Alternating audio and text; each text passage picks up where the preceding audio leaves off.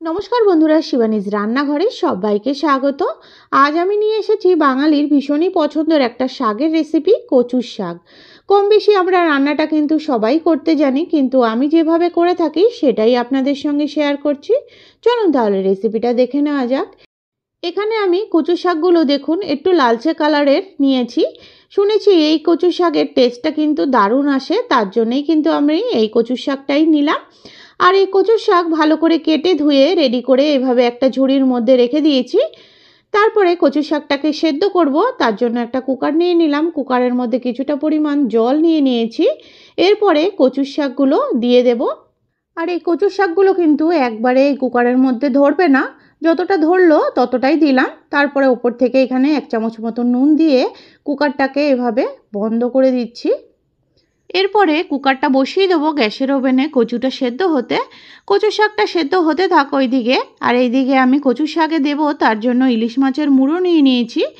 ইলিশ মাছের মুড়োগুলোকে ভালো করে ধুয়ে জল ঝরিয়ে নিয়েছি। তারপরে এখানে 1 চামচ মতন নুন দিয়ে দিলাম, 1 চামচ মতন দিয়ে দিচ্ছি হলুদ গুঁড়ো। এবার হাতের সাহায্যে নুন হলুদটাকে ভালো করে মাছের মুড়োর সঙ্গে এভাবে করে মিশিয়ে নিচ্ছি। দেখুন, এটা রেডি করে একটা সাইডে রেখে দিলাম। আর এইদিকে দেখুন কচু শাকগুলো কিন্তু অনেকটাই কমে এসছে। এরপরে কচু শাকগুলোকে একটা খুন্তির সাহায্যে একটু চেপে দিচ্ছি। দেখুন, এটা আপনারা দেখেই বুঝে যাবেন। এরপরে যেগুলো অবশিষ্ট রয়েছে কচু শাক, ওগুলোও দিয়ে দিলাম। এরপরে এভাবে ঢাকা দিয়ে প্রায় একটা সিটি দিয়ে নেব। এইদিকে সিটিটা হতে থাক। এইদিকে গ্যাসের ওভেনে একটা কড়াই বসিয়ে দিলাম। কড়াইয়ের মধ্যে দিয়ে দিচ্ছি পরিমাণ মতন সর্ষের তেল। তেলটা গরম হয়ে গেলে এখানে মাছের মুড়ো যে হলুদ নুন মাখিয়ে রেখে দিয়েছিলাম ওটা দিয়ে দিলাম। এরপরে খুন্তি দিয়ে মাছের মুড়োগুলোকে একটু নাড়াচাড়া করে হাই ফ্লেমে একটু ভেজে নেব।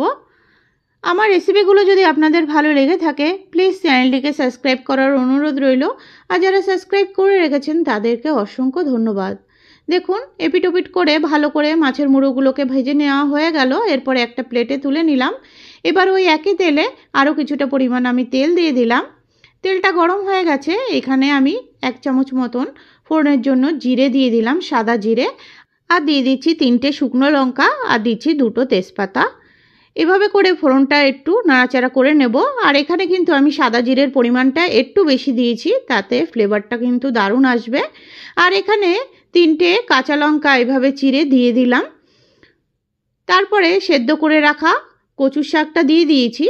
কচু শাকটা দেখুন জল ঝরিয়ে একদম যতটা পেরেছি ততটা জলটা কিন্তু ঝরিয়ে ফেলে দিয়েছি। এরপরে কচু শাকটা দিয়ে এভাবে খুন্তির সাহায্যে একটু নাড়াচাড়া করে দিচ্ছি। আর এভাবে করে কচু শাকগুলোকে একটু ম্যাশ করে দিতে হবে। একদম সেদ্ধ হয়েই গেছে, তারপরেও কিন্তু এভাবে করে একটু দিলে কচু শাকটা বেশ আঠালো মতন হবে। দেখুন, এটা আপনারা দেখেই বুঝে যাবেন। কচু শাকটা এখন কিন্তু হাই ফ্লেমেই আছে। একটু নাড়াচাড়া করে তারপরে এখানে দিয়ে দেবো 1 চামচ মতন হলুদ গুঁড়ো। হলুদ গুঁড়োটা দিয়ে এবার সব কিছুকে আবার একটু মিশিয়ে নিচ্ছি। দেখুন, হলুদটা ভালো করে এভাবে নাড়াচাড়া করে মিশিয়ে নেওয়া হয়ে গেল। এরপরে এখানে দিয়ে দিচ্ছি 1/2 টিস্পুন মতন নুন। নুনটা যেহেতু সেদ্ধ করার সময়ও ব্যবহার করেছি তাই ওটা বুঝে দিতে হবে। এরপরে এখানে 1 টিস্পুন দিয়ে দিলাম লাল লঙ্কার গুঁড়ো, 1 টিস্পুন দিয়ে দিলাম জিরের গুঁড়ো। লাল লঙ্কার গুঁড়োটা পুরোপুরি অপশনাল, আপনারা যদি চান তবে দিতে পারেন। এতে দিলে কালারটাও কিন্তু সুন্দর আসে, তার জন্যই দেওয়া। তারপরে দেখুন হাই ফ্লেমে এটাকে একদম নাড়াচাড়া করে ভাজা ভাজা করে নিতে হবে। তারপরে ভেজে রাখা ইলিশ মাছের মুড়োগুলো দিয়ে দিলাম। এখনও কিন্তু কচু শাকের মধ্যে অনেকটাই জলসা ভাব আছে, তার জন্য মুড়োগুলো কিন্তু এখনই দিতে হবে। আর কচু শাকের মধ্যে ইলিশ মাছের মুড়োর যে ফ্লেভারটা আছে সেটাও কিন্তু ভালোভাবে মিশে যাবে, তার জন্যই দেওয়া এখনই। এরপরে এখানে 2 চামচ মতন চিনি দিয়ে দিলাম। মিষ্টিটা কিন্তু অবশ্যই একটু বেশি দিতে হবে, যেহেতু কচুর শাক একটু মিষ্টি ঝাল ব্যাপারটা থাকে, তার জন্যই একটু বেশি দেওয়া মিষ্টির পরিমাণটা। আপনারা চাইলে এখানে গুড়ের ব্যবহারও করতে পারেন। তারপরে দেখুন চিনিটা দিয়ে এভাবে নাড়াচাড়া করে একদম ছড়িয়ে ছড়িয়ে কিন্তু এটাকে ভাজা ভাজা করে নিতে হবে। যতটা এভাবে শুকিয়ে নেবেন ততটাই কিন্তু কচু শাকের টেস্টটা দারুণ আসবে। দেখুন, এভাবে হাই ফ্লেমে ছড়িয়ে ছড়িয়ে কিন্তু এটাকে শুকিয়ে নিতে হবে। আর এখন কিন্তু রান্নাটা আমি হাই ফ্লেমে করছি, যেহেতু এখন অনেকটাই শুকিয়ে এসছে, তার জন্য এখন হাই ফ্লেমে দিয়ে এটাকে নাড়াচাড়া করে ভাজা ভাজা করে নামালেই এর টেস্টটা কিন্তু দারুণ আসবে।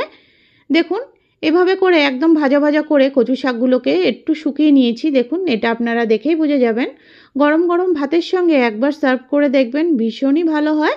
যারা খেয়েছেন তারা তো অবশ্যই জানেন, আর যারা খাননি তাহলে একবার ট্রাই করে দেখবেন। খেতে কিন্তু ভীষণই ভালো হয়। রেসিপিটা ভালো লাগলে অবশ্যই একটা লাইক করবেন। আজ তবে এটুকুই।